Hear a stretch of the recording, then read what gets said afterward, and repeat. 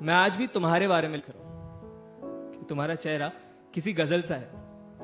जब तुम पलके ऊंची करती हो तो वो किसी मुकम्मल शेर से लगते हैं, और होठ मक्ते की तरह जिस पे हक सिर्फ शायर का है।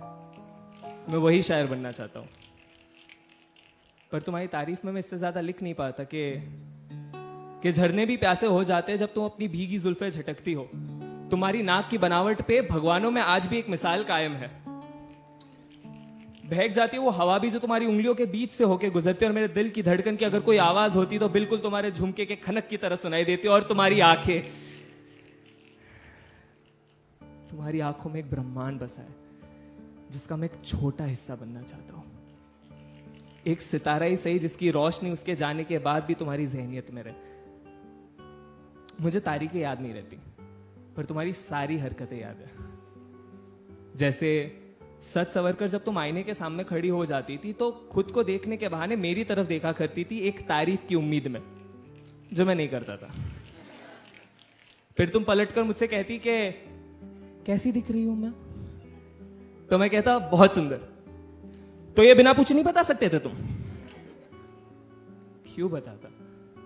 सुंदर तो तुम्हें सब कह देते, पर जिस भोलेपन से तुम वो सवाल मुझसे पूछती हो वो हर किसी के नसीब में नहीं आता। जब तुम नाराज होके किसी कोने में बैठ जाया करती थी तो मैं जानबूझकर बेवकूफी वाली हरकतें करता था, जिसकी वजह से तुम्हारे होठों पे एक आधे चांद की मिसल एक मुस्कान आ जाती थी और मेरे दिल में ईद बन जाती थी। तुम हर चीज संभाल के रखा करती थी।